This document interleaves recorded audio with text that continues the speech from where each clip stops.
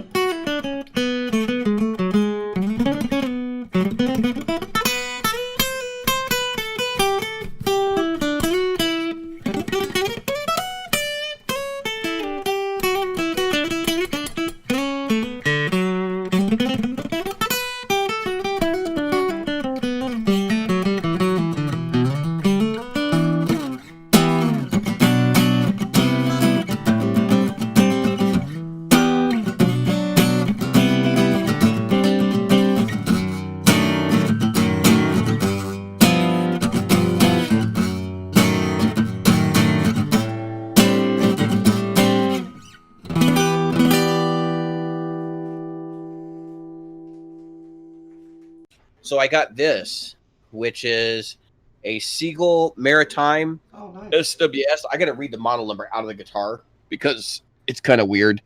It's a Maritime CH SWS QIT. So that's the Godin QIT electronics, which are okay. They're not fantastic. They're not the best in the business or anything. But it's a solid wood guitar, like back sides, top all solid. Bolt on or Sounds glue? it's a set neck. It's glued, and it resonates to all hell. And I didn't pay a ton of money for it. It was under $1,000. But you really have to look to find an all solid wood guitar for that kind of price. And I feel like this guitar kind of checks all the boxes because it's a concert body and so it's smaller. It definitely doesn't have the sound of a Dreadnought, but I really wasn't looking for the sound of a Dreadnought. We talked about it in the show. The only thing that I'm having to deal with is when I play, if I'm sitting, it's fine. When I put the strap on, my forearm does this. Yeah. So I'm just 90-degree angle. Yeah, that's fun. Does not feel good. Yep. I am 100% with you there. That is the one thing that when I stand up, and mine is deeper because mine's a Dreadnought, right? So not a lot, but it's a little bit deeper. Well, you'll notice a couple things. So I didn't get a guitar with a cutaway, which is something I wanted. And actually, part of that came down to sound. So I was playing Dreadnoughts, and I was playing the Siegel S6, which is just a solid top, nothing too crazy there. And going back and forth between an S6 and an X6, I think it's an S6 with a cutaway. And the bodies, like, it was fine. The guitar sounded great. But when you go to the cutaway model, you'd lose just a little bit more beef. And I'm like, the lower mid content. And I was like, I don't know that I even want, because once you go down to a smaller body like this, I don't know if you want to go to a cutaway. I really don't. No, every bit of that resonance counts. So honorable mention goes to a couple other guitars I checked out. I looked at a lot of Breedlove stuff in the $700 to $1,100 price range that they had in stock, which wound up being like 8 guitars, I think. I played 6 of the 8. And they had some really good sounding guitars. I feel like this was a better player than the Breedloves I played. And that doesn't mean that you couldn't adjust those and get them set up to play properly. But there was something about this look that really fit more with like what I'm trying to do aesthetically for the band I'm in right now. And also, I think this guitar won't like the styling won't be looked at as retro at some point or anything like that. It's kind of a timeless thing. Their headstock's a little funky. It's like a little bit of an arrow shape, but that's to straighten out the string path. So I think some people are willing to make some concessions there. But the appointments are good. It's got binding on the body. It's got binding on the headstock. It does not have binding on the neck. It is a rosewood guitar, which not rosewood guitar, but rosewood board. And a lot of their guitars now are coming out with Richlite. So this one's probably a year or two old. It's before they switched over to using the Richlite fingerboards. Yep. And I got lucky, like, because right now, if you've been shopping around for an acoustic guitar, good luck finding one, because they're just like nothing's in stock.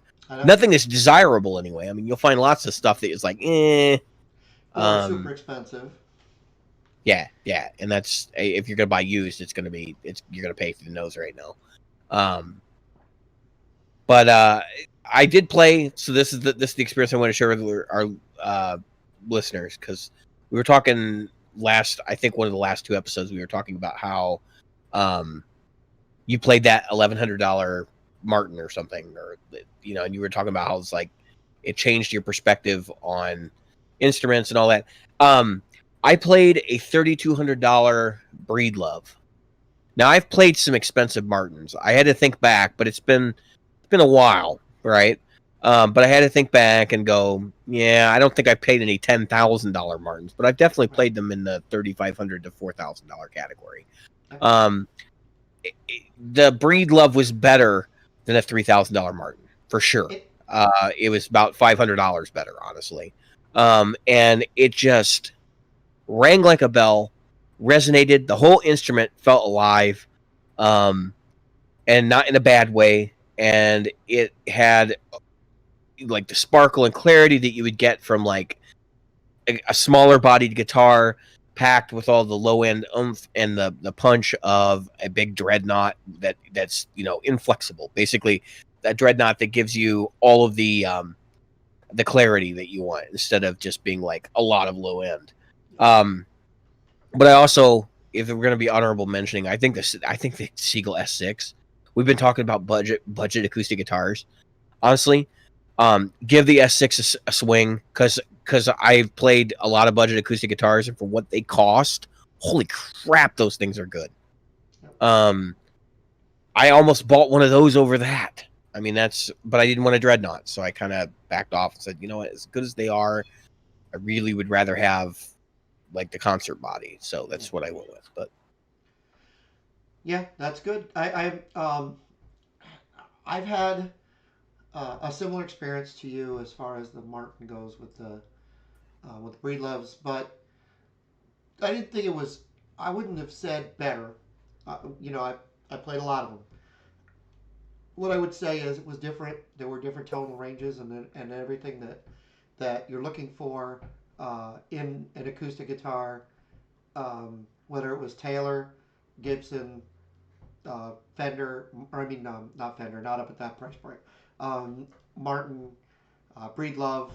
There was another one.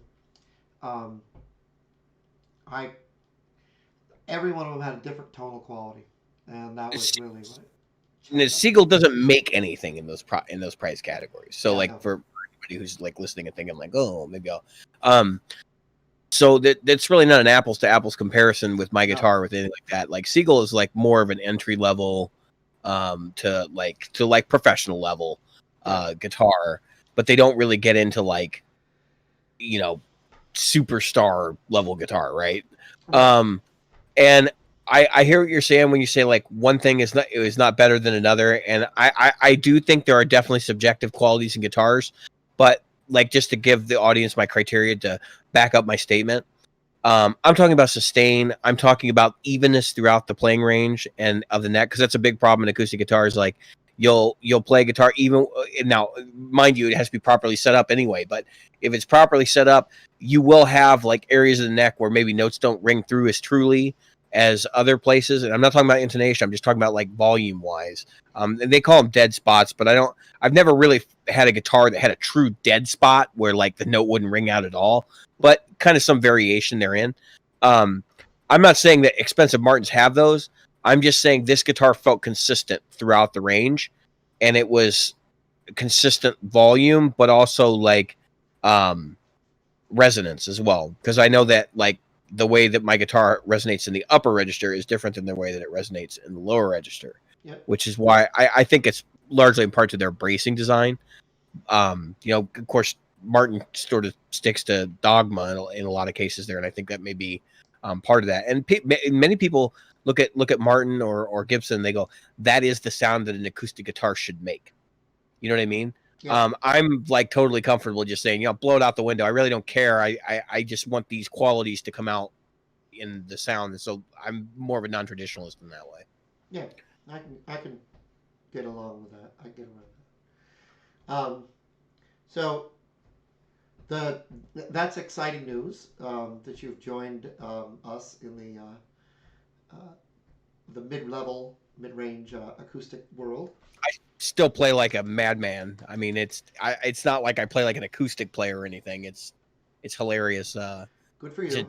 Shred and that kind of stuff coming out of there, but okay. All right. I'm going to ask you this. You haven't put the new strings on, so we'll see how that might change. But I believe these are already on it. When you're playing fast, okay. When you're playing fast on it, did you notice? And this is an obvious question. I know the answer to. I wrote this. Did you notice a difference when you were trying to bend? Absolutely. I defeated that immediately, though. This guitar plays way better than the Ibanez I had. There's at least so far, I'm going to try to tough it out. I don't think there's any reason for me to go to an unwound G on this. Maybe. I mean, it depends. I just noticed today I was like playing some blues licks, and I just was like muscling my way through them. Yeah, it hurts, but you know, you get through that, and I think it's just using your ears to play and not as much your fingers. You know what I mean? Like you don't think about what your fingers are doing as much as what your Yep. ears are doing, and it just Yep. kind of happens. Um, I do notice that like the squeaking finger thing is always an issue, but that's all a technique thing. And I can work around that. Like I know enough about because I do a lot of studio stuff anyway. I have the same problems with electric guitars. You just got to learn to deal with your specific instrument in order for you to like get around it, basically. I am probably one of the few people who, when it comes to that squeaking string thing, I like it. I don't try to avoid it. So, I think it largely depends on like how much of it's going on too. right. Because I've definitely like I'm kind of in your boat where it's like it's not that big an issue to me, but there are some things that you can do that like will enhance it and make it like ridiculously loud. Yeah. Um and it can almost like overdo the fundamental, especially in expensive guitars. This guy, unless I'm playing super quiet, the squeaks are going to be barely noticeable. You're never going to hear them because it's just the fundamental is so much there that you'd really have to be listening to him in a track, or you have to be in heavy compression or something like that. Yeah. Yeah. Again, it for me when I'm playing, and of course everybody's different. Rarely do I hear it in a recording, um, and it's just something that it almost it tells me that I'm. It's one of those reactive things. I don't know if I'm explaining it. Well, in recordings, a lot of times the way that they mic the guitar is designed to prevent it from getting out of control in the recording. Yeah. And then oftentimes they'll use other tricks too, like they'll use the scrunchie on the Yep. strings to prevent it and that kind of thing. But there are definitely some tricks that people use to suppress it, and I have seen people even go so far as to automate volume drops when there are squeaks. So in between the notes, and we're not talking about gating. We're talking Yeah. about literally going in and manually Manually. removing it. That's right. Yep. Which is why a lot of acoustic pieces are on like old classic rock record stuff are traditionally fairly short, Yeah. because And usually like some trickery going on there. and traditionally not very what's the word not very loud, but not very like you know a lot of times like take a song like American Pie, right? Don McLean's classic, um, or better yet, Dust in the Wind. There's like 9 acoustics overdubbed on that song. I can't Yeah, remember if he said it was 7 or 9, but it's a really high, weirdly odd number. And I think a certain number of them are acoustic 12 strings, and then there's acoustic 6 strings. And he's also got like another 3 layers or something like that at the top that he did, like just to make notes so that it was a nice. You got to give Kerry, what was it, Kerry Lifgren? I think is the guitar player yeah, I for think so. Yeah, it sounds familiar. was the guitar player at Rest of Solis. He was the guitar player for Kansas, I believe, and yeah, incredible player, incredible at replicating himself that many times and making it sound like one big boomy acoustic in the room. Just saying. Yeah. Well, and some of the times, like when you hear a track like that that's been overdubbed to all to hell, that will fix the squeak problem Yep. because it's going to cover it up. It It's does. just going to That's disappear from the mix. Yep. It just disappears. Uh, I was saying we were talking today, and you were talking about I can't remember what it was, and I said to you, I said, yeah, but sometimes something that'll sound terrible, right? oh Um, yeah, we were talking about parlors. I yeah, actually opted out of getting a parlor, and I want to explain why.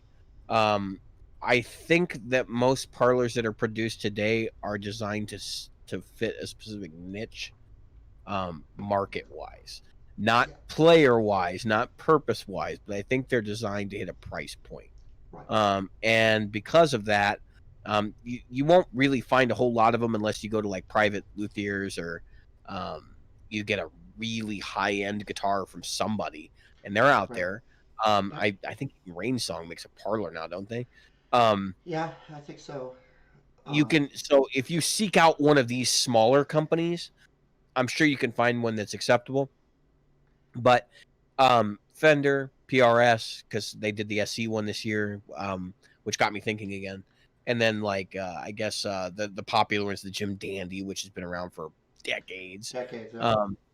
And of course, these are all kind of spun off from the Martin Parlor shapes, which are this is what the 0018 I think is the one that everybody loves from the like 30s, 20s, and 30s. The old Parlor.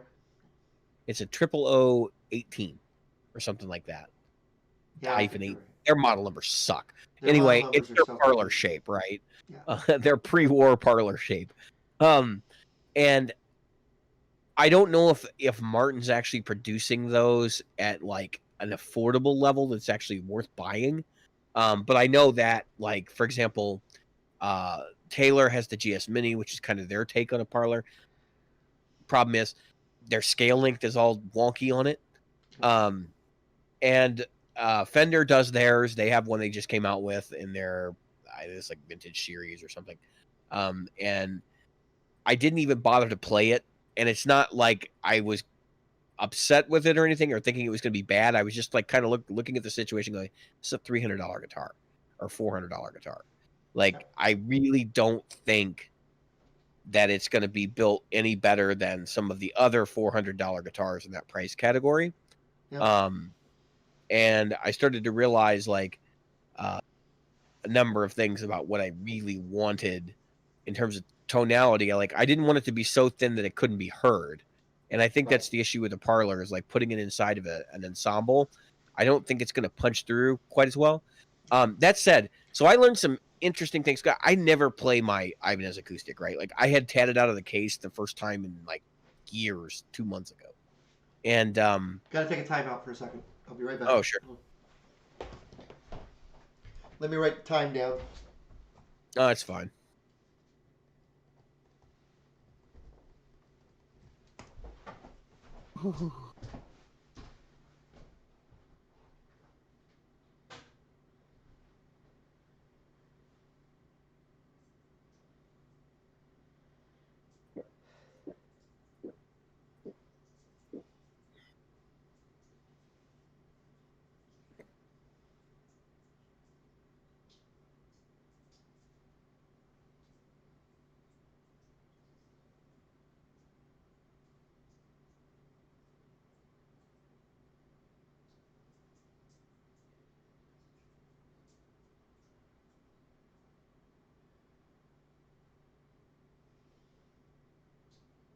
Merle.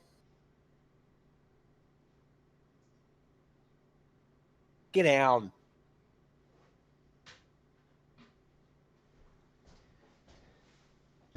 Get down off of here. Sorry about that.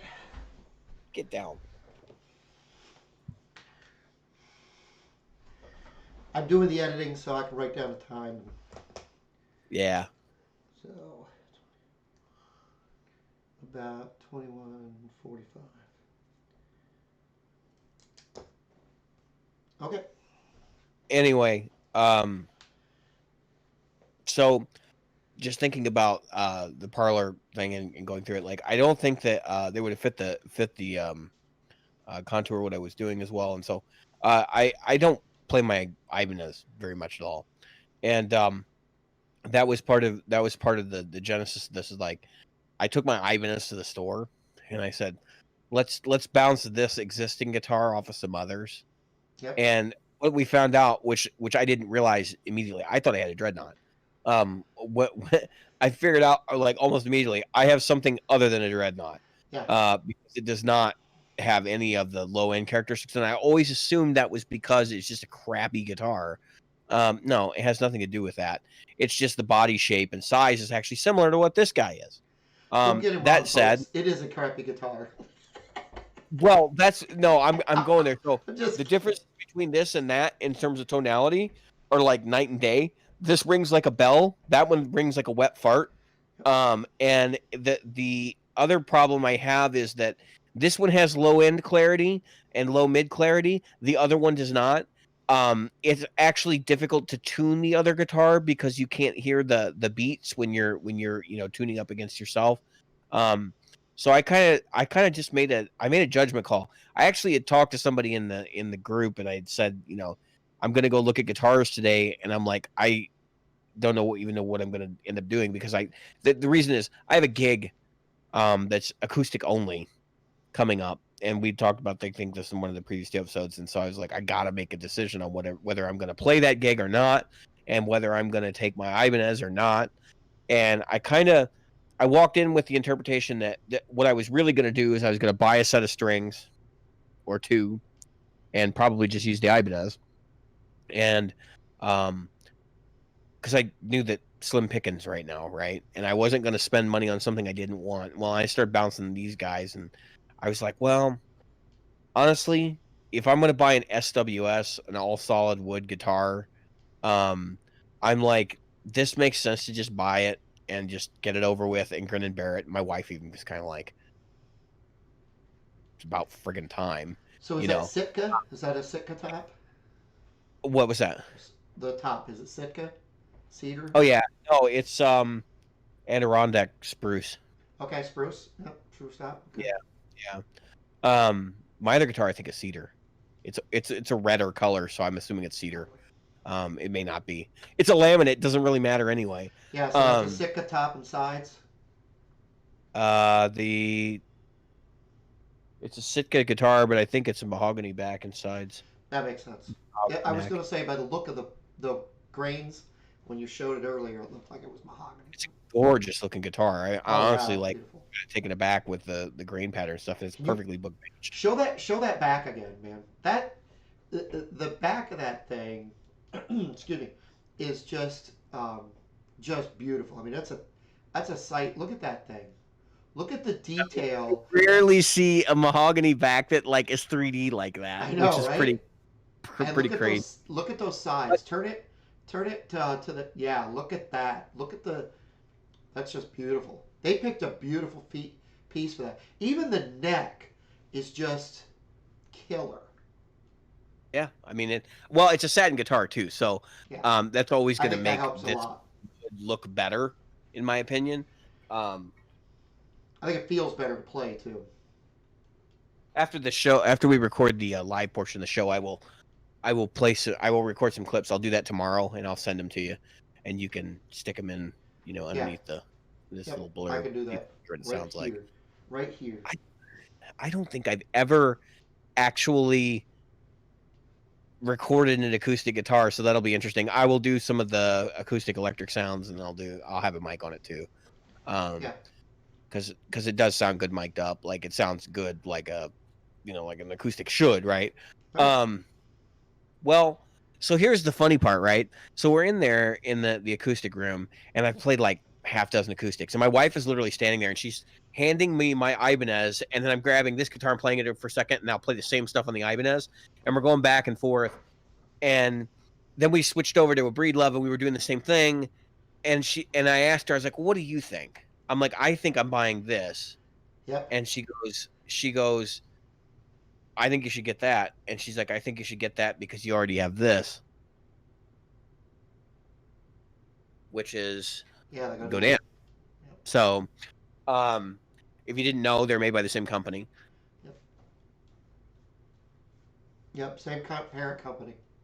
And she knows. Godin. She knows I've had other, Godins. So, I'll tell you what, this really wets my whistle for an LG XT. Doesn't it? And I'm kind of like, I've been playing this guitar almost nonstop since I got it. I'll just pick it up, like while I'm cleaning or whatever, and play for a few minutes here and there. And I never thought I could actually enjoy playing an acoustic guitar. I know, right? That was which is pretty wild, because I'm like, wait a minute, this can be fun? Like, what the hell? I know. Right? If anybody remembers, so this is my aversion to playing acoustic guitar. When I went to that first open mic at work, which they're no longer doing your open mic, not because of COVID, but they canceled right before COVID anyway. the first night I went there, I didn't know what like the situation was, so I had my electric guitar, but I didn't really have a direct box or anything. I just figured there'd be an amp there or something. Well, anyway, um, the guy comes up to me, he goes like, "We don't have any performers." He's like, "Just come up here and play my acoustic guitar." And I'm like, so I get up there, and it's the first time I played an acoustic guitar in probably 6 months. And he's like, just play something, and I'm Yeah. like, "The hell do I even play?"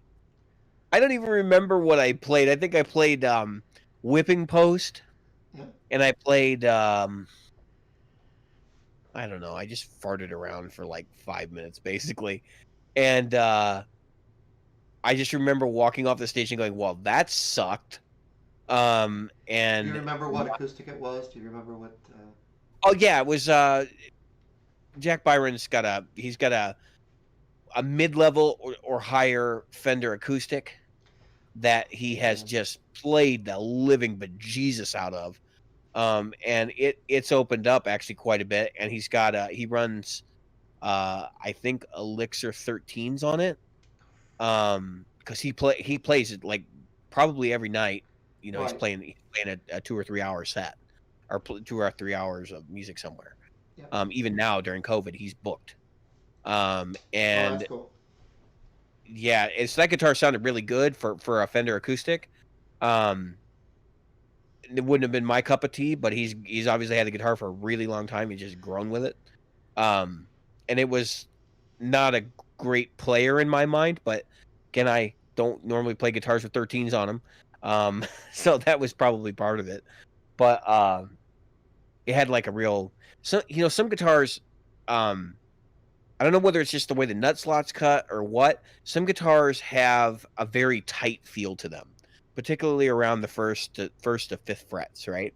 Um, and that guitar was one of those guitars where I was like, I really don't like the way this feels up there because there's so much tension.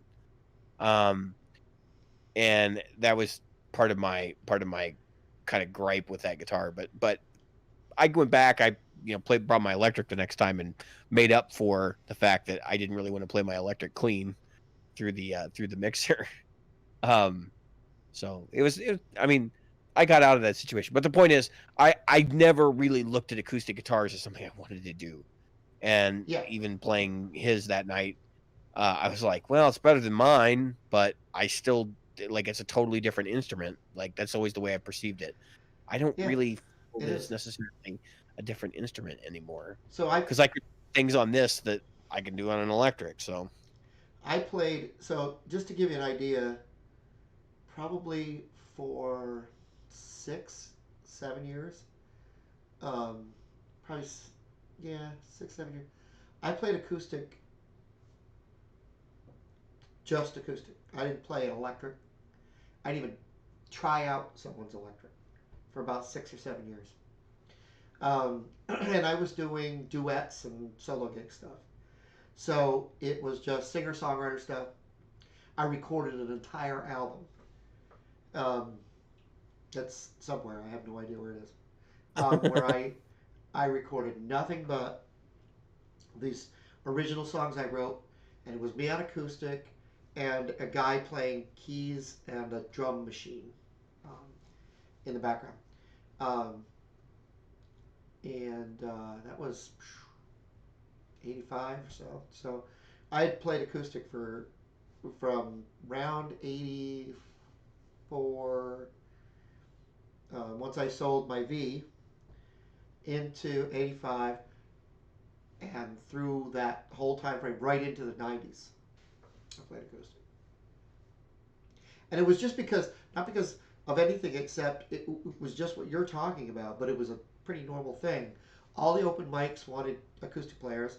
I'd get to place, I'd play an open mic, and they'd say, hey, we'll pay you to come back and play this day, this day, this day. And I had a regular gig. Plus, I had another gig where I would follow this comedian around.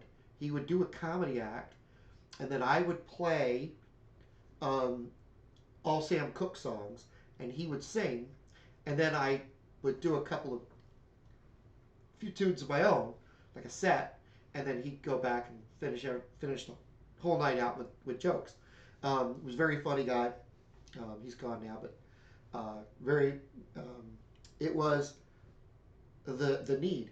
And then somewhere in the mid 2000s, I spent about 4 years playing almost exclusively bass guitar. I didn't even, it was not even a thing. And I've always, see what you were talking about where you said you saw it as a different thing. I still see acoustic differently than I see electric. Maybe it's because my talent level isn't high, as high or whatever, but my choices of notes are different. I tend to play 12th fret and to the nut. Yeah, see, that's And but that's something that happens as a result of the mechanics of the instrument, less so than like um my yeah, the well, sheer difference. You know what I mean? right. Like Well, I, just I the yeah, go role ahead. of the bass guitar, for example, is totally different than the role of an acoustic guitar or an electric guitar in an arrangement. Yeah, Now that doesn't necessarily have to be that way. You can obviously play an electric guitar like a bass guitar, or you can be Jack Bruce and play a bass like an electric. That's that like a regular standard electric guitar. yeah. Um, but I don't like so yes, I will definitely be playing it differently, but I think the skill sets can translate a lot more than people want to let them believe. Now, obviously, I'm not going to sit Oh, there and say like, "Oh yeah, I'm not going to incorporate the things that you would more commonly associate with acoustic guitar music, like arpeggiated patterns and things like that." Um, but I will say that those things can already be done readily by me on electric guitar, and a lot of those skills are translating over pretty easily now. yeah. Well, what I was saying is okay. So bass guitar too. A lot of guys are like, oh, bass guitar. I can't play bass. I don't play guitar. Blah blah blah. Listen, if you can play guitar, you play bass. You just have to know where it sits in in the music. Just like what you're saying, it has a different role. To me, the acoustic has a different role, and it It may can, be, yeah, like if you take a Jim Croce song, it takes a front, that's a front role, but there are electrics in there, often hidden until the solo, and then they kind of come back, or they'll just be acoustic. You take John Mellencamp. He was brilliant at with um, David Grissom with balancing the electric and the acoustic in a right? mix, and giving them what they did was completely different. Grissom was almost like there were times. Grissom's a great player. Everybody knows that. But what would happen is Grissom would give all this air, so the acoustic would be doing something completely different, and then the acoustic would have that change off. You know what I mean? Whether you're talking Rain on the Scarecrow or Jack and Diane. I mean, come on, Jack Yeah. and Diane. Well, That's I'm just saying that a lot of those parts that are done on the record, yeah, like they chose to do them with an acoustic guitar because they were looking for some specific tonality or something. right. But I mean, you could generally, I would say it's a lot easier for you to go and say, I'm going to play this acoustic part on a clean electric guitar through a Fender amp. Like it's doable. It's a lot less doable to go the other way and say I'm going to have this acoustic guitar play these crazy electric guitar solo parts. Um, Definitely. and that's all I'm saying. Like I Yes. think I think the skills translate easier going from acoustic to or from like clean electric to acoustic, which I don't play a lot of clean electric. Yeah. Um, which is probably why I was held back. But that's therein lies the other problem, right? My equipment was holding me back, and this is one of the few times where I can actually say getting better equipment has improved my ability because it wasn't really my ability that was the problem. Right. It Um, was the equipment that and was holding you back. Yeah, and I don't want to mislead people who are listening to the show and thinking, well, hell, I'll just get better. I'll buy better gear. That's not what that means. That's yeah. What that means is sometimes you have exceeded where your gear can take you, right. and that obviously takes time to get there. And so I was just getting choked by it, and so that's why my acoustic guitar sat in a case for like ever and a day. This thing, that's the other part, is the convenience level. Throw this in a case, it's got a built-in tuner. I don't even have to worry about whether I have a tuner in the case. That's right. Um, It's not a and tune just up. make sure I'm stocked with strings. Yeah. Yeah. I I mean, mean, it's awesome. I keep a extra set of strings in the case. Under the neck. Um, again, like what you were talking about. I think that you're right, but like if I'll take a song, let's take a song because I'll often play electric songs and do them on acoustic on purpose to trip people up. So I'll be at a gig and I'll play like 86753 on iJenny, or better yet for our metal fans, Breaking the Law, right? I'll play it on acoustic. Now, of course, you can, but it doesn't sound as good as a solo artist to play the acoustic the same exact way you would play it with electric, voicing the chords and different things like that. You'll play differently because you want to make the guitar big because it's the whole freaking band, right? Um, where you probably won't play that song on electric solo, and if you did, you got a backing track with you, right? I mean, that Right, way. right. Because that is the one thing you can say about an acoustic guitar is it's really easy to fill out a mix compared to an electric guitar. There's Yes, something about the way that the arrangements with an electric guitar are always done that makes it feel really, really naked if you're and not playing with some I sort of was track. yeah, I was at a friend's house, and they asked me to bring my guitar because it was a party thing that was going on over the Labor Day weekend. So I I go and I bring my guitar and I'm playing acoustic and I said, let's see if you guys know this song. And I literally played Breaking the Law. But of course, again, you're not like down down down down down down. So it's more like down down down down down down down down. And and then I go into there I was completely wasted, out of luck and down. And they were like, I know this. Everybody was like, I know this song, but I don't know this song. You know, we I've done stuff like I forget what song it was, but I played God, it must have been something like what was it? I don't know. I'm trying to think of a good example though. Oh no, it's the Trooper. And I think I actually posted a copy of that where I did like the jazzy version of the Trooper. yes, I yeah, did that on an acoustic guitar. That's how that started. Because I was like just messing around. I was like, oh, what would happen if I did that? yeah. And everybody kind of lost their minds when they heard it, and like my wife was cracking up, and other people were too, because like it's just something that's totally off the wall, and you can get away with that, I think, with an acoustic more than you can electric. Now, I'm sure there will be people in the group who are going to say things like, "Oh, here he goes, cork sniffing again, buying another really expensive guitar," which brings us to our topic this evening, Yes. um, which is that we have definitely caught some flack, and I won't say just Jim because Jim's bought a lot of stuff from the show started and all that, but we definitely have both gotten flack for buying the gear that we buy because it's expensive in some cases, or it's not necessarily the most practical thing for our application. Which don't judge me. Um, it and I say that in jest, like it's all fun and games to me, but um, Till somebody puts an eye out. right, right. But in terms of like guitars, right? So there's always this argument, and I've had this at various stores over the entire time that like I've been friends with people, and I've had this conversation with friends as well. Um, would you rather have Right. 10 inexpensive guitars that do different things and are of different styles, or two really good guitars Right. that are expensive? Yep. And I see I see merit in both, Yep. but I think it really depends on the person and what they're doing. Jim, care to weigh in first? Oh yeah. And then I mean, I'll um, explain.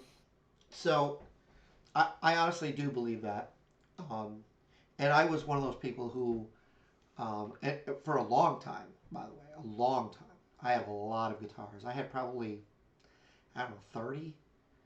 Um, I would go if I included basses, it was easily 30 guitars. Um, and some of them I'd go like I still have that like that. Oh, you know, and so I just I want to say this. So I'm gonna go through. I'm not trying to show off here, so people please don't think I'm showing off here. I just want to run numbers. So if I added up the value of these guitars and my acoustic, the main guitars that I have, there's 5 of them. It'd be about 10 grand. Okay, actually a little more. So let's just say a nice round number, $10,000. My guitars. How It's a lot of many? squares. Yeah, how many Squires do you think I could hang on this wall for $10,000? And then 20, add 20. up and add up my pedal board and these 2 amps, and you're in the 13, 14,000, or Yeah, 12, right, thirteen right, right. thousand dollar range, right? So I I often find myself wondering, and believe me, there's many weekends when I go, do I really need all these expensive? Couldn't I just have an Epiphone and you know a Squire? You know, I want to say this. Clearly. You were talking about your equipment holding you back. Hmm. I'm not saying that you are a shredder. You're an incredible player. I'm not. That's what I'm about to say. I am not as good a player. But I never, when I play these, with the exception of the V, which is which was more about the fact that I was kind of that's the one guitar that I'm like bringing my past back to me. Um, so it's what do they call it when you're buying something Uh, for its there's a name for it. yeah, what do you call it Gosh, value? You know what nostalgia. I mean? Nostalgic value. Thank you, thank you. And by the way, everyone who has played this guitar um, has gone, wow, that What's it like guitar. with the stainless steel? Well, now that it's got the new frets in it, it's freaking incredible. It's not. Everybody tells you, oh, it's going to be brighter, it's going to be brighter. It's not any brighter. The It's neck, not really. nah, No, I mean, it does change the sound of it, but it's not like, oh my god, you yeah, can't play it anymore. Kind yeah. of. Oh, that's unbelievable. Oh my God, I can't stand it now. It's like turning the presence up on your amp by like half a tick. Yeah, yeah. And you can always bring the presence amp down on your Right? amp Just half a turn the tick. presence Right. down. Like Nick Bongers, right? Like he gives you the perfect anecdote for this. You'd rather have more frequencies coming out of the guitar than less. What the hell are you worried about? You could That's always right. dial it Because you out. can always dial them out. It's hard. You can't dial in something you don't have. It's like my mother used to tell me. You can't when I go out in the winter. You can't put on a jacket you don't take with you. Right. Even with an active EQ, you can't add content that isn't there. That's You can right. boost what's there, but you can't add But you can't content. add to it. Right. And so anyway, so these guys right here, none of them holds me back.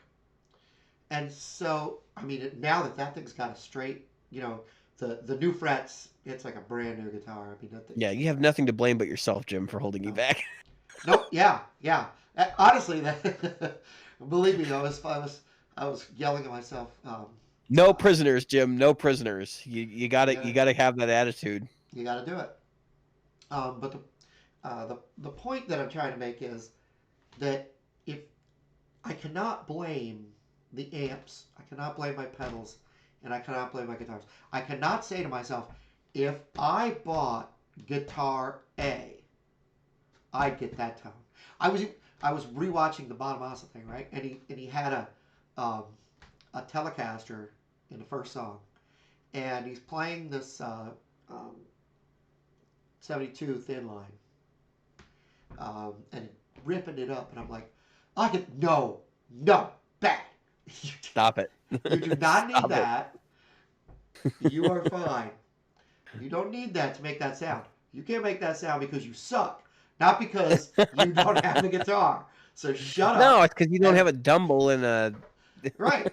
Oh, he had 4 amps cranked in this thing. It's a Yeah. pretty cool show. If you haven't watched it, but my point is that none of this is holding me back. So if I get, that's why I'm literally at a no gear state, because what could I need? Name me No, you one got all your piece of you got gear. all your bases covered, man. Like I've been telling you that for a long time. Yeah, That you've had your bases covered. I thought you had your bases covered when you had a PRS CE and a yeah. and a I did. PRS Floyd Rose. I I thought that did. was I effective. did. So in all reality, I I wanted a part of me wanted something that was unattainable. I, and to be completely honest with you, I don't even know what that is I think at sometimes it's this just point. boredom. I don't think it's about attaining something. It's just like I want to play something different. You know, like that's what it boils down to. And so that's what I was going to point out. So the type of guitar player where it's going to benefit them to maybe invest in inexpensive instruments, and I call it investment because it's what it is, right? It's because they're fighting boredom, Right. right? Like even me, I bought that Godin that I took off the wall earlier in the show. I bought that guitar. It was like $400. Now, they were, I think, 600 new or 699 new. I got a killer deal on that because those guitars go for about that used right now. But I honestly like I didn't buy it because it was fancy, expensive thing, right? I actually bought it as a pickup mule. I've got the pickups sitting up here. I just have literally not had time to install them. So that you guys can have those in a giveaway, and you can thank Nick Bongers at Great Lakes Guitar Pickups for that. Um, when we finally get around to being able to actually do it, which I'm literally sitting here thinking like, what do I have at my desk that I can inflict self harm so that I could feel penance for the audience being frustrated because I haven't done that yet. Um, just literally have not had the ability to sit down and get out a soldering iron. Um, Right. anyway, long story short, um, I could see somebody stocking up a room of like $400 and $500 quality guitars used. Yep. A little bit more easily than I can see somebody stocking up a room of guitars with like Squire, Affinity, Strats, and Tellys, and like Epiphone standards and that kind of thing. Fireflies. Yeah, definitely Firefly. I would not qualify in that list. And I know there are people that listen to the show that are big fans of these lines of instruments, and like more power to you. There's something in there that you see that I don't. I'm not saying that you're stupid and that you're doing the wrong thing. Right. Like You're I'm just wrong. saying You're that so wrong. it's difficult for me to perceive a space where I could get my head wrapped around like a $100 or $190 guitar being as good as um even the bargain basement offerings I've seen from other companies, just because I'm familiar with them, right? Like that's part of the issue, is the pig and the poke thing. Um, Time out. but Time out. Time out. yep, I gotta take care of something. I'll be right back. Let me write this time down. 51:36. I'll explain it when we're done. But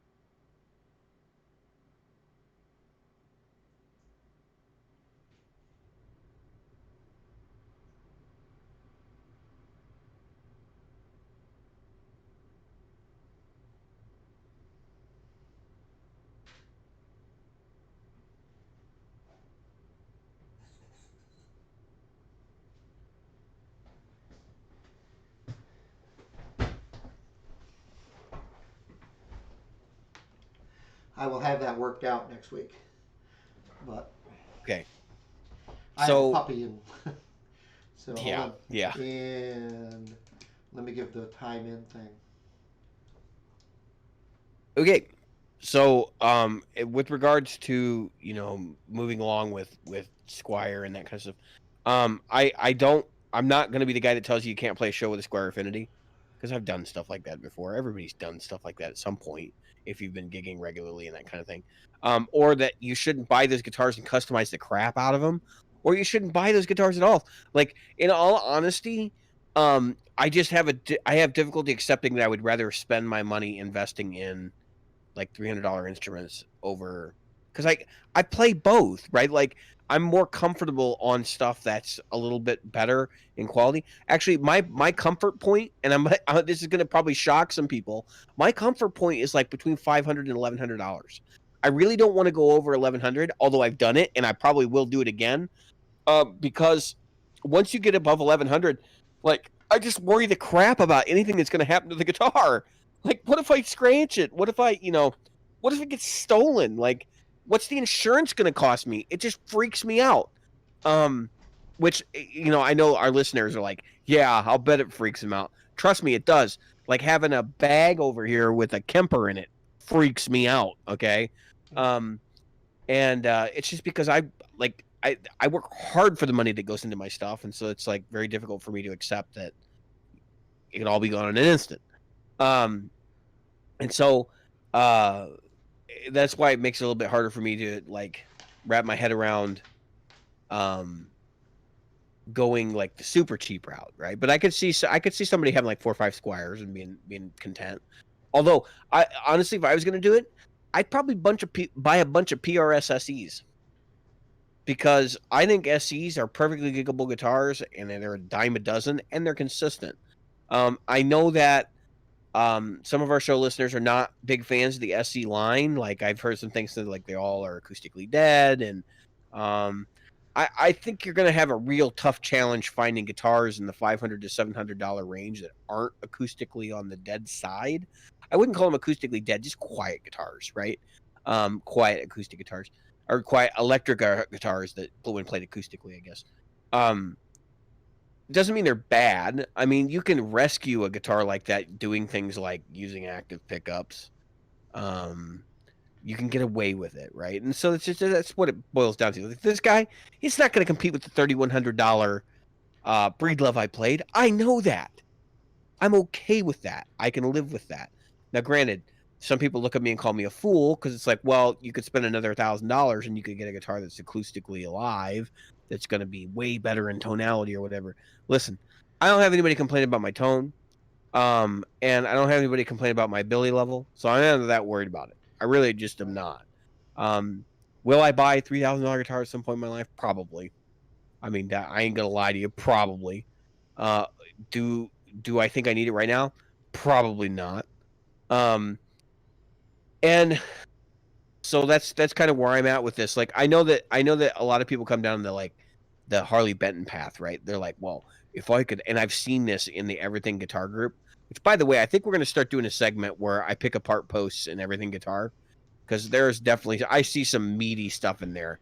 Like I think I sent you one last week that I was like, we just got to start picking this up. This has got to be a regular thing. Yep. And I see people post things like, you paid $1,000 for that guitar. I could have bought 10 Harley Bentons. Yeah. Really?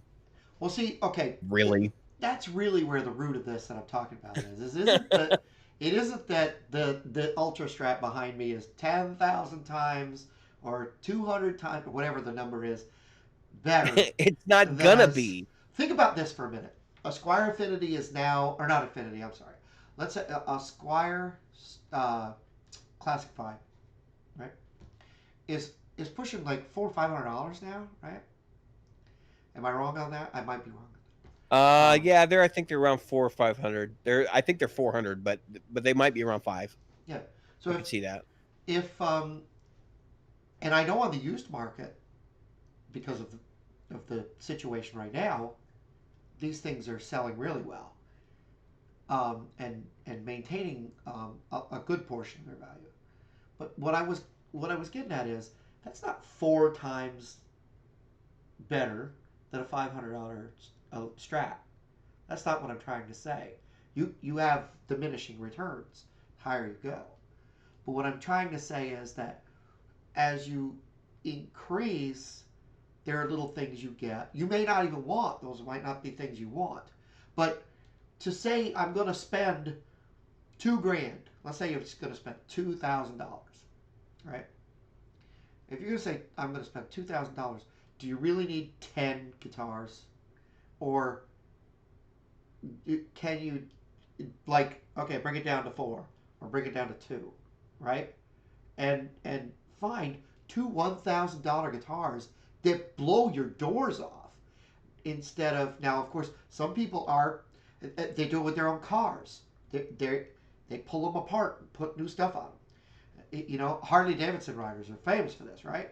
They get that thing off the lot. What's the first thing they do? They throw the old pipes in the garbage, and they get new pipes. And that's the first thing they do. And then they throw a bunch of other stuff at it. And that's a different kind of person. But you'll hear a Honda Goldwing rider or a BMW rider go, "That's just dumb. I'm spending the same amount of money, and I'm leaving it the way it is." You know. So Yeah. I'm not trying to say that it's a right or wrong, but what I'm saying is, wouldn't a person normally in the bulk of people that are buying, wouldn't you rather have that $1,000 to $1,000 really killer guitars, whether that's a Strat, a Tele, or a Tele and Les Paul or whatever? Yeah. Whatever fits your style, right? Yeah. I think And go ahead. I think we're also making some assumptions though. And that is that most players like stick to a particular genre or something. And where I could definitely see people having like way more spurious income streams from playing different genres. Like I wouldn't expect the jazz box guy who plays bluegrass on the side to show up at his country gig with his jazz box. Like Right. he's gonna bring his Telecaster, and then he's gonna have a jazz box somewhere, and then like for his blues gigs he's got his Strat, or Yep. and for his rock gigs he has his Les Paul. Like Yep. I definitely see there being players that are like more, I guess, Swiss Army knives. omniscient than that. You know what I Yeah. mean? But then again, like how many guitars do you really need to hit all the bases? I guess that largely just depends on the diversity of what of the material they're doing, Right. whether they're covering or writing. You know, but again, like that's a big dependency. I think there are definitely it's like this Godin P90 guitar here. It'll do jazz. It'll do fusion. It'll do rock and roll. It'll do blues. It'll do it's like it's not really as genre specific as some guitars are. Right. And I know I've had people in the group say that guitars aren't genre specific. And I'm gonna mention somebody who said that they would play blues with with a BC Rich. I think it's a Mockingbird. I think And I you could say that guitar that you bought, you could easily find it right around $500 to $600, right? the Godin, The Godin. yeah, $400, $500, yeah, Yeah. for sure. So Um, so it's not a super expensive guitar, but it is what we would call a good guitar, right? yeah, Godin though, like some of their current models are ugly as sin. I know that's one of my favorites. And Their headstocks are just it's not the headstock, man. It's the body and the pick guard. They look horrible. yeah. I don't know why they think they're going to get away with that as being a marketable instrument. But I think that Siegel does so well for them, and some of the other brands that they have that like Godin is like the bastard child right now, and I suspect in the next 3 to 5 years we're going to see a complete redesign of the Godin line again, and they will be more in line with what like typical Fender shapes and typical Gibson shapes look like.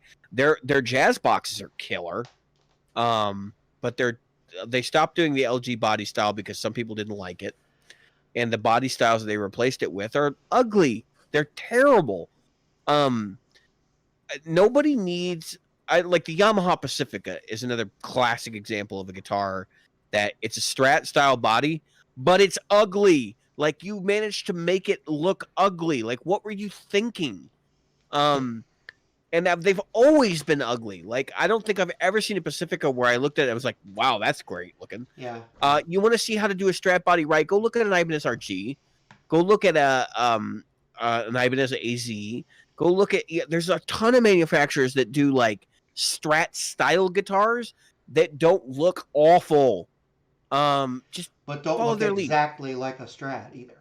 Yeah, follow their lead because it's doable. Now, I have pictures on my phone that somebody sent me, and I think it's worth mentioning. Because we're talking about ugly guitars and guitars out of genre, right? So like,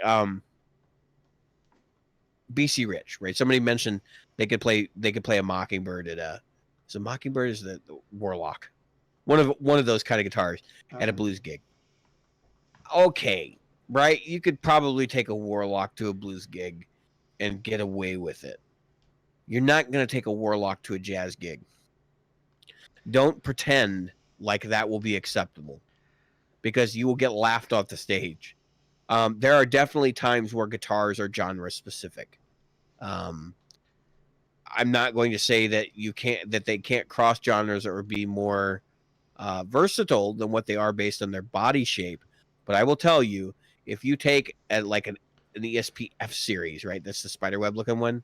I always thought it was like a spiderweb. I guess it's not like a spiderweb or whatever. But if you were to take that, or the George Lynch one, the bone guitar, as I affectionately call it, the bone dick, because of the lower horn.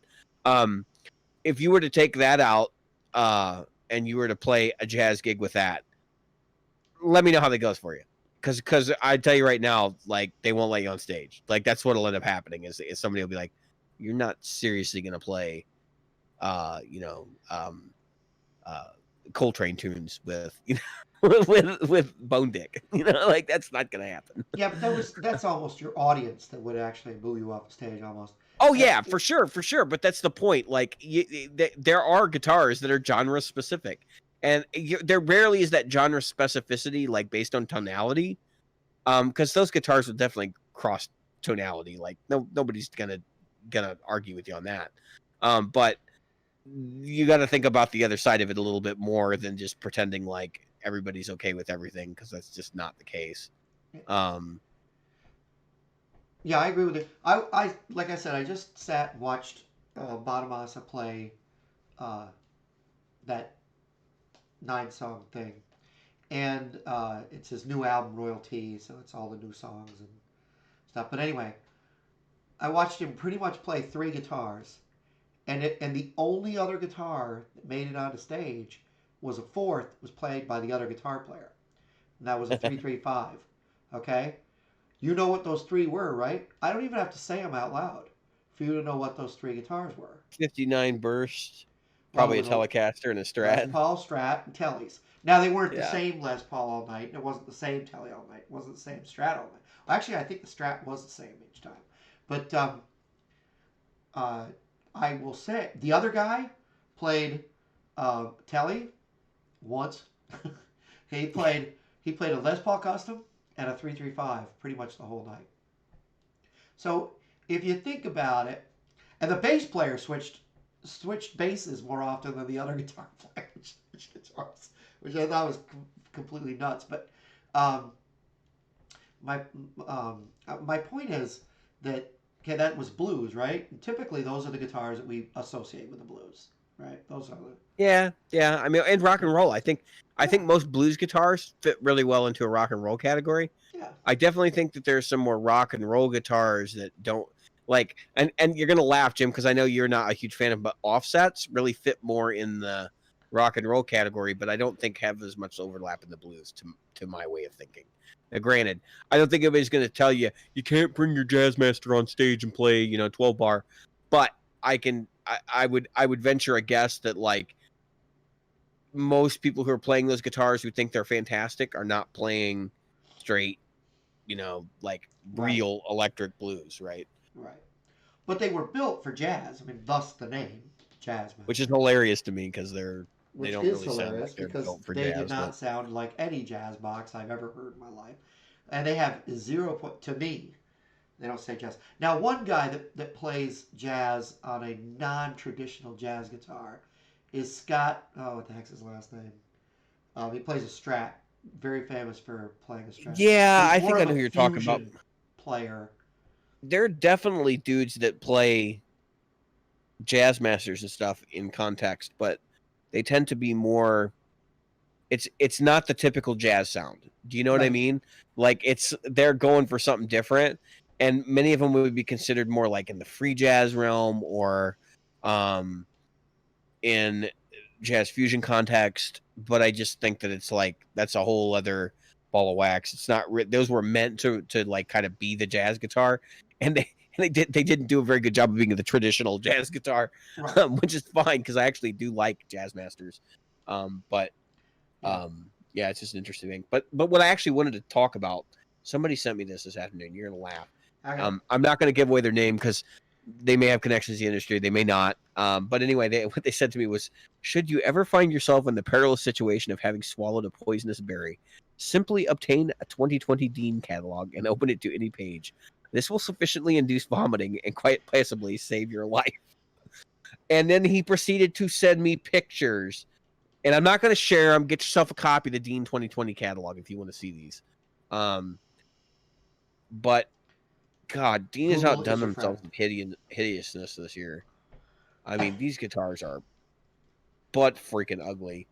I don't even know if this catalog is out yet. It may not even be out yet. But they have a guitar called the Exile, and the horns on it look like they're pre-made to break off. Basically, this guitar is quite possibly one of the ugliest turds I've ever seen. And then maybe it's just the picture.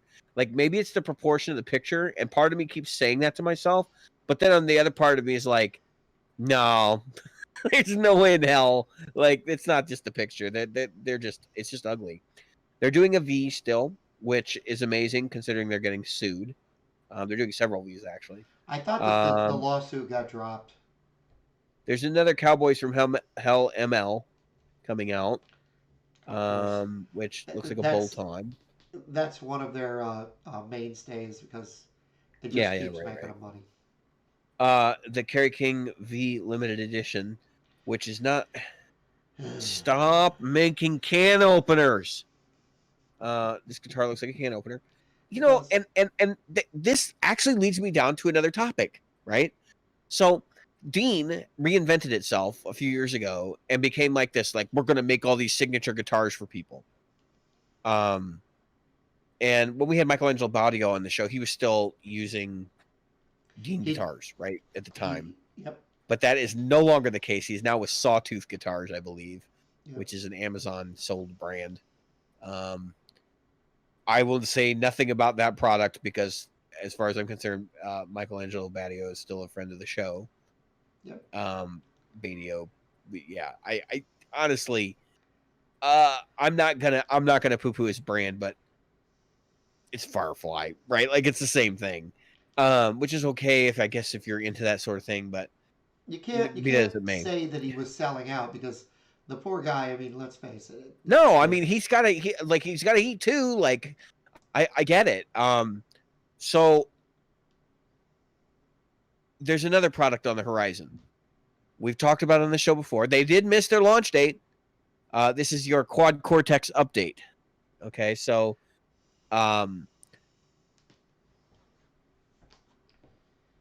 who's making the Quad Cortex? Can you remind me?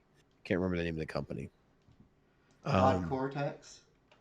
Yeah, it's. Let me see if I can find Hold it on, real quick. I got it. Neural DSP. Yep. I No. forget their name every single time. So they missed their ship date. They're not going to be out in September. They're going to be out. I think they're saying November, but a lot of people are already saying they're probably going to get pushed back again. They released video the other day of their profiling tech, which looks like Kemper profiling. They're blasting a signal into an amp and they're recording the signal, and the signal sounds remarkably like a Kemper. I was not impressed with their profiling video. And that has been the consensus amongst several people that I've spoken to who have also watched this video with a decent set of speakers. And they were not like saying that it didn't replicate the amp, it just didn't sound good. You know what I mean? And that may have been their fault because they mic'd it up crappily or something when they were doing the test. I didn't think either the recorded amp sounded good or the profiled amp sounded good, in my opinion. So I think that may be part of the problem. But what we were laughing about, or at least what I'm laughing about, is that they're not the first company to have attempted this and get sued, because there's a patent on what Kemper's doing. Now, if you recall, patents, and from our previous discussions on the show, aren't on the way you do something. They are on the result. Okay? And if they are reaching the same result using a similar method, and that's up for the court to decide what similar is and how the patent is spelled out, also has a deep impact on that. They're in violation of Kemper's patent, which means they'll probably get sued unless they license the tech from Kemper, which I highly doubt Christoph Kemper is licensing that out. So the Quad Cortex, it has profiling tech in it. I have speculated, and I have speculated on this show, that I don't believe that it's actually profiling. I believe it is tone matching. And they have a wider variety of sources within the device to tone match to. So it gives them effectively perhaps even a better platform than Fractal for doing it, potentially. And some people have suggested, well, they're using AI to do this. Okay. I work in the computer world, and I'm going to tell you right now, you're not using AI that runs off of 4 Shark chips, okay? Which is essentially what you got going on here. I don't even know if they're using Shark DSP, but they're DSP chips. There's nothing AI inside that product. Like that is a buzzword, and that's all it is. Yeah. And this company, this is why I'm bringing this up in regards to Dean. Dean has rebuilt themselves by advertising as, we make guitars for these guys. Right. And we've seen other companies doing this. Music Man has been doing it for 20 years. Fender has started doing it recently. They've been doing it for the last 15 years. And you're starting to see this shift. Even smaller companies like JHS have got several signature stomp boxes. Walrus did it with Ryan Adams, right? Signature stomp boxes. And I think getting artist endorsement now has reached critical mass. And the reason I want to bring Neural into this is Neural's marketing hype is like on another level. You go to their website and you look at it, and it's like the Apple website, okay? Yeah. It's white text, black background. It is crazy, like super over edited shots of everything, and it's, these, like, this is what our device looks like, and you scroll down the page and things move at different rates, and it's laid out like an Apple web page. And as you get deeper into it, you see, I honestly, like, it is very much the same kind of like product marketing scheme. Yep. And here's where I start to like cause issue with this, right? So even at the bottom, they compare it to a 15-inch MacBook Pro. Now, they could have picked anything to compare it to, size-wise, anything. Like, they could have compared it to a briefcase. They could have compared it to, literally anything. And they chose a MacBook Pro. Why? Because they want brand identity to match Apple, which is hype. Okay? I'm an Apple user. I will be buying another Apple probably early next year. I've said it on the show before. I'm probably going to go back over that camp for various reasons, but the reason why I bring it up is because I understand the hype machine over there. Like, I'm not committed to that hype machine. That hype machine doesn't sell me products. Right. What sells me products is functionality. And so for me, I'm looking at this situation. I'm going, you guys are getting dangerously close to not actually providing the functionality on the same level as your competitors and selling hype. And that's partially why I wanted to say that. But this is my pushback, and it's the only reason I interrupt you, Jim. Neural, their actual modeling products for PC, they're all signature products. Who makes only signature plugins? Now, I say that, but they're not all, but most of them, the ones you see advertised, Archetype Corey Wong, Archetype Abasi, Archetype Nolly, Archetype Pliny. Like, it's kind of staggering to me. And I've tried some of these in various capacities, and I didn't think they were all that great. Now, some people swear by them. They say they're fantastic, and of course, there's also your biased people and these different other things. So I don't put a whole lot of stock in that. But from my ears, they're flat sounding. They didn't have like the sparkle and girth that I would expect to get from that I get from my Kemper, right? So that's basically what it is. Hype versus a product that Well, delivers.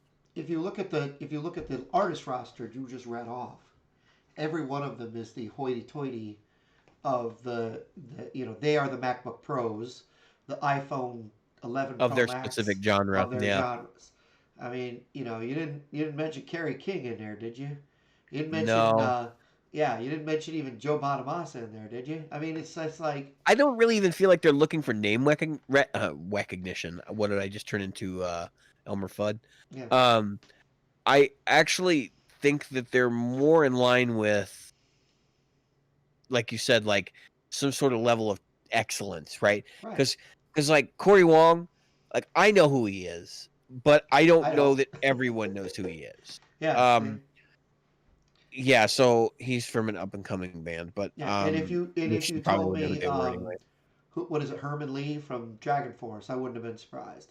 But it's like um, it, They're definitely targeting people that like would be looking at their product anyway because they're right. into the elite of the elite or whatever kind of deal. So like, um, I'm trying to think. So Corey Wong, by the way, is from Wolfpack. In case you didn't Oh, know that, okay, but yeah, I know the um, band.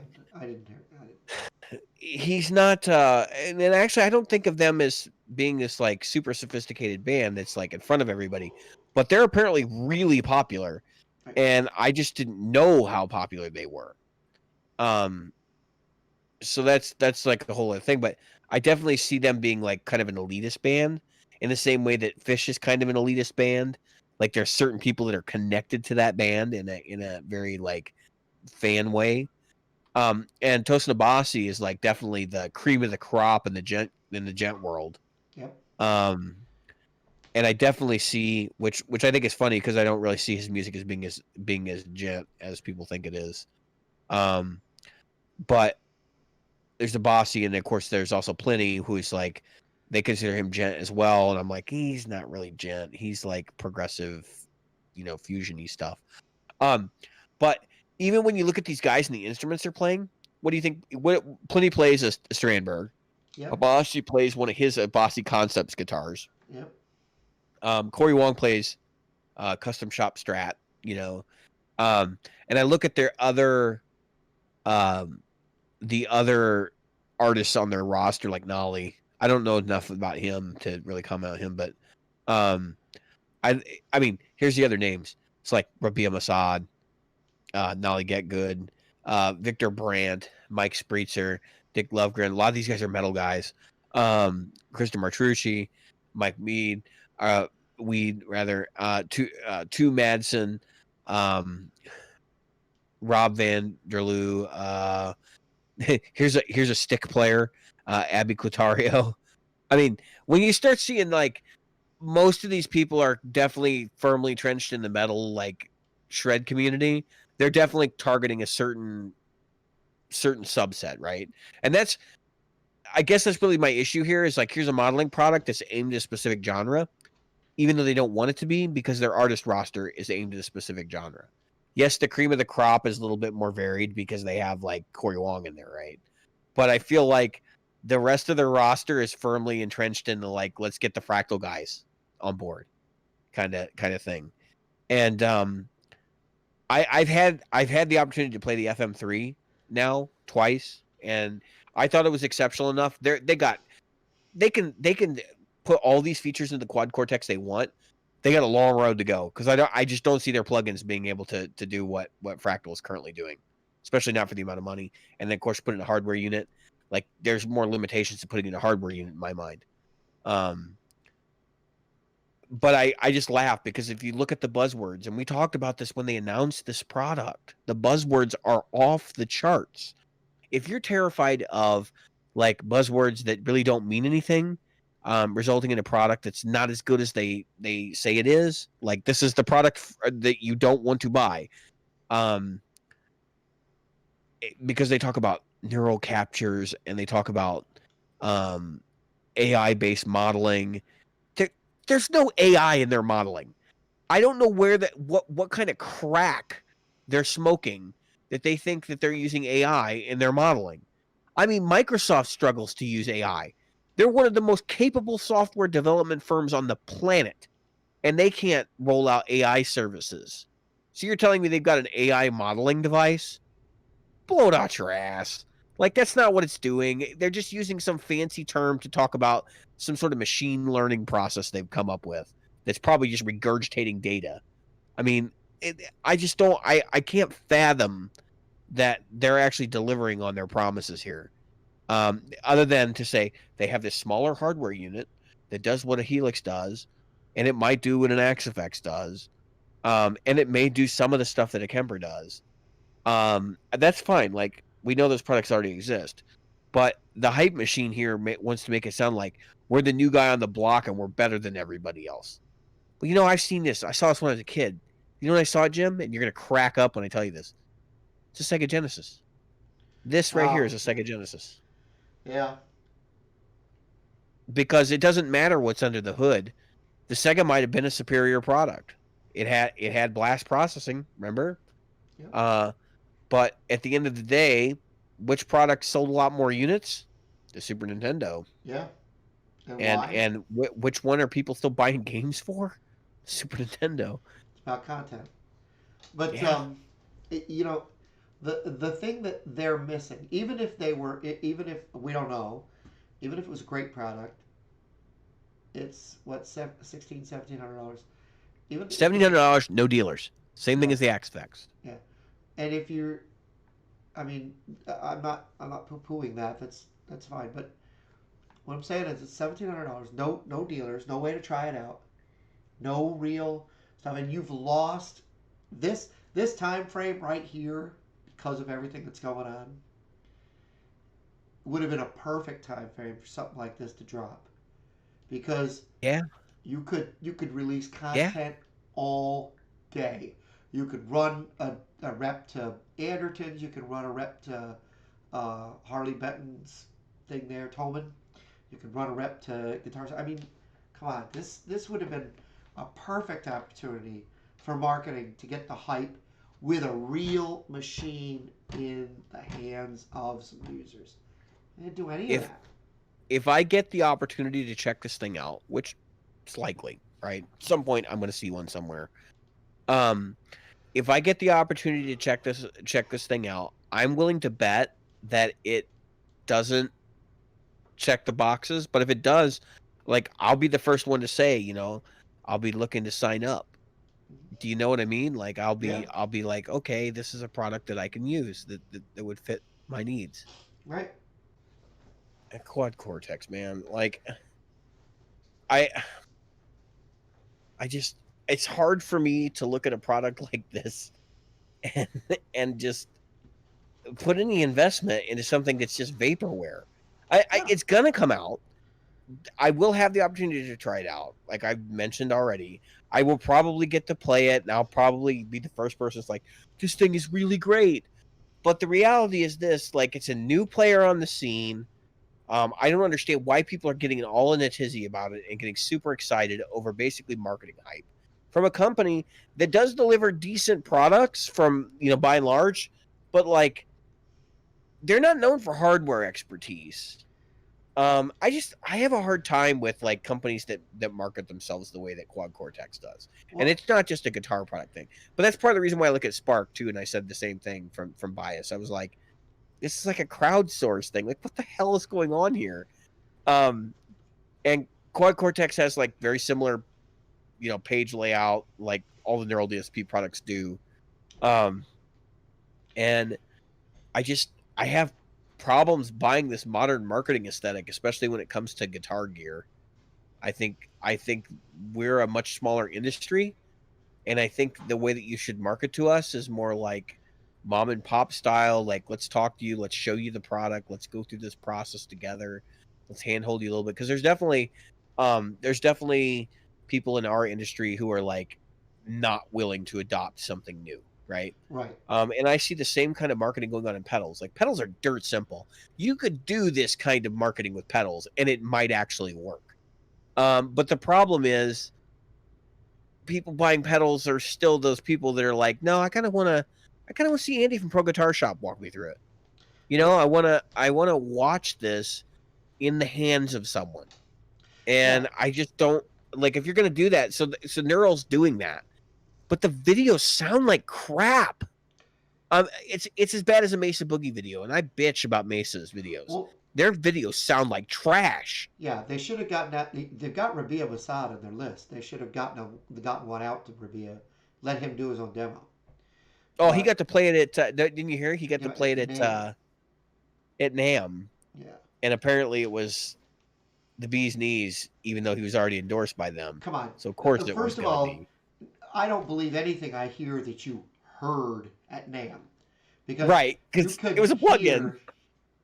I mean, let's face it. You don't hear. Well, anything. they had headphones, but I mean, I- and even if you show But up it's a there at like headphones. early morning, yeah, even if you show up there early morning and it's like quiet in the building, my problem with the Quad Cortex product was they were all tethered down and there was a network cable running in and out of them. I guess that was what I heard.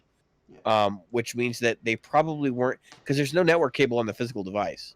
Right. So it probably means that you were literally just getting patched in audio That's right. from A DSP. from a Their own PC DSPs. somewhere or a server Right. that was sitting there on the floor. Yep. And if that's the case, like all bets are off. You don't know what the actual end unit is going to sound like. Right. Probably like and, their plugins. And if you're You know? if you're endorsed by them and you're at their booth, you're obviously going to say great things about them. Not to say it was bad. I'm just saying that. Well, I mean, even what's his name? Ola England stopped by the booth and played it, and he said it was good. He was excited by it, but I don't think I've ever heard Ola review a product where he's like, it's just crap, it's just trash. Right. Because Ola's been in the game long enough that he knows that like companies are going to have a stinky product once in a while, and you got to maintain that relationship. And he's very much one of those guys that like he has a career that he's maintaining at this point. Same thing with like Ryan Burke and some of the other guys. Like I wouldn't expect Ryan to come out and say a product's crap, right? But what Ryan will say is this product is inappropriate for me. Right. It's not for or me. inappropriate for, you know, Whatever it has uses, but not the uses that I need it for. Right. And maybe to an extent that's true. Like maybe all crappy things really do have some purpose that we're just like, or we don't know how to use it right. But I think the digital products are a little bit different than that because even if you know how to use them right, they got to be able to tick the check boxes that you need. And I think it's a lot easier to get out of analog guitar gear. Yeah. Oh, I did price out my Kemper the other night. I wanted to see what my whole rig would cost if I was to sell it.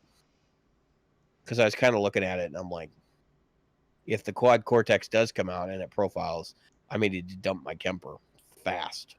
Yeah. Because I will lose my investment. I will lose the several $1,000. Huh? So what'd you come up with? Oh, it's right around what I paid for it. Yeah. That's pretty much where you're gonna be. Which is fine. I just like there's no rental fee, but I don't want to sell it, but I'm not going to get into one of those situations where when I do sell it, I'm only going to get $900.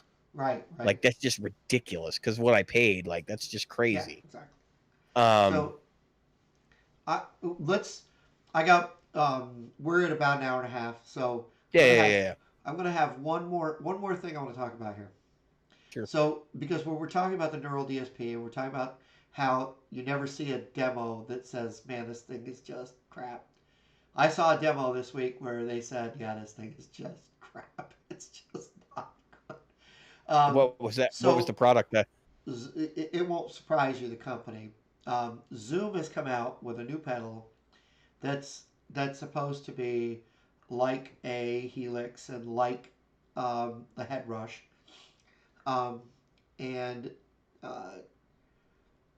Anderton's had a video with it. It's the new GX11 or something like that. So if you look up the Zoom on no, I'm going to look. Sweetwater, you'll find it. So it's their the G1X. That's it. Oh, G11. The Is it G11. G11? G11. Okay, I Yeah. did it. I said it right the first time. So the Yeah. G11. So um, the captain and Tennille, the captain and Chappers, um, played through it, and they were like, "Oh, this patch is really good. This is a really good product. Wow, that's really good." It was the first patch. They could not find another patch that sounded good at all. and, Well, and they were, but they're playing patches, Jim. yeah, I I know, mean, but like that doesn't necessarily mean the product well, sucks. they even tried to dial. No, I mean they were like, "Oh man, I don't see." It was the first time I saw the captain just give up. Like, yeah, this is it, other than Well, the Miku pedal. He, I, I think so. So here's my gut take on this, not having watched it yet. yeah, So keep that in mind. This is without having watched it.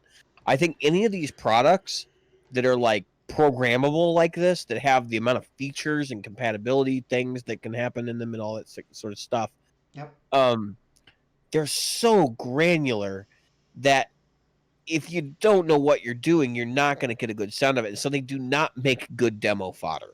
no, Like I honestly, I think pedals. If you're in the game and you're like, I'm gonna do demos for money, um, pedal demos are where it's at because they're super easy to use. Um, and if you're gonna do like this kind of stuff, you have to sit down and make 50 or 60 patches that you can run through. And I have yet to see a product with stock patches that don't sound like trash. yeah, I don't Um, understand it. so that's why I'm kind of like I'm looking at this and I'm going, yeah, I mean, I could definitely see this thing being kind of gimmicky. It Well, has a look at that. touchscreen interface plus knobs, Yeah, plus look at individual that. stomp boxes on it. Yep. It's And the interesting, but they're going that for usability here for sure. one of the things was to beat the head rush even in the usability. But anyway, the just if you watch the video, you'll see what I mean as far as the GUI. Uh, Um, but the price point for me with Line Six just having released the Pod Six Go or the Line Six Pod Go, this thing is not going to be a Pod Go killer. And in our reality, with its inputs, outputs, and send return, um, it's kind of in the Pod Go category. You know where this thing competes? I'll be honest with you. I think this thing competes with the G1000, the Yeah, GT1000 from Boss. I think that's really what they're going for here. I don't think they're aiming at home hobbyists. I think they're aiming at a very specific group of people, like the Head Rush, the GT1000 kind of crowd, because this is like it's an $800 product. This is right. not It's this is not not 400 inexpensive. bucks. Right.